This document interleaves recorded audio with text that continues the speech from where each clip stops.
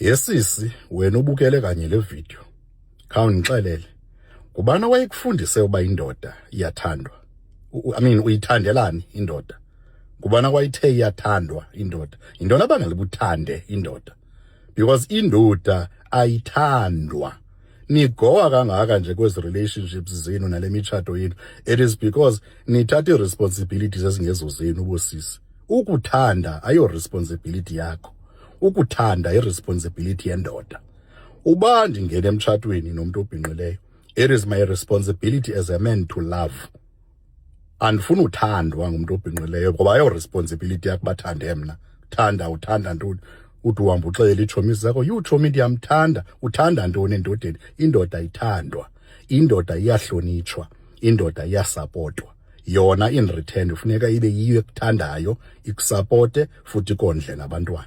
That's it. The only person ongamthanda ngumntana wakho nabazali bakho ke abo uphuma kubo. Nothi ba uhamba uthandana namadoda, uthanda ntoni endodeni? Yindoda ethandayo. Umfazi akathandi. Umfazi uyahlonipha, asupport indoda yakhe kuyo yonke imizamo eyenzayo le ndoda ubana ngaba kuphilo kamnandi apha endlini. In return indoda yona yiyo ekufuneka ithandile, irresponsibility yendoda ukuthanda, ukuprovide nokuprotect ifamily yayo.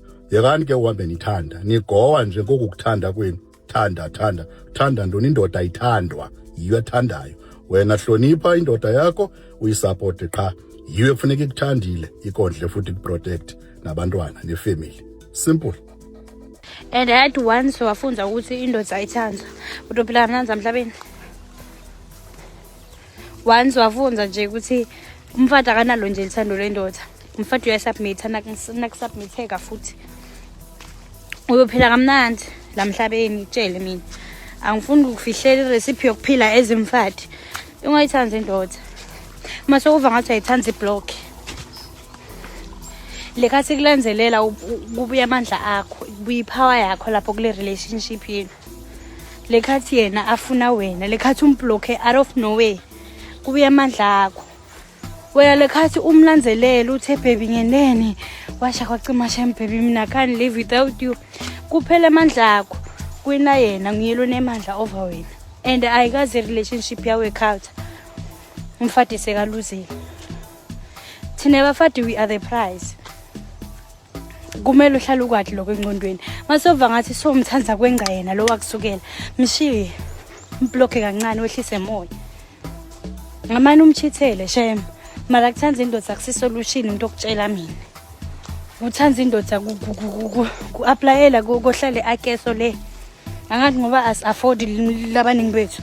Uyohlala eRobes ugcina uhlanya cobo. Love is love, and love is nature, and love was given us by God. God created us and loved us. As a creation of God, we are love. Siumfanekiso kaNkulunkulu. uNkulunkulu uluthando, nathi kanjalo siluthando. So you can't deny the nature of God. You can't deny the nature of love.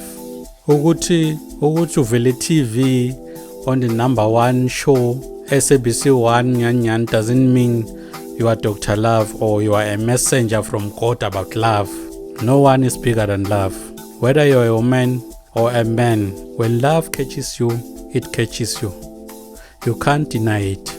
And you see, for the fact that you have to block someone and even go in extent of cheating, it shows that you are denying love.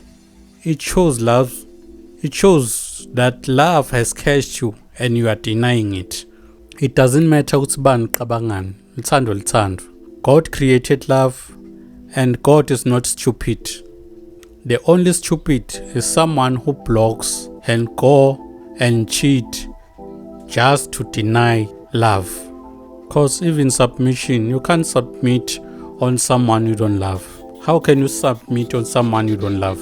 How is it gonna work? Is it submission or are you pretending? So ngambono wami mina, I'd say let's love each other. Let's stop pretending and spread love. God is love and love is beautiful. Please tell me what you think on the comment section below. And let's continue love one another. Thank you.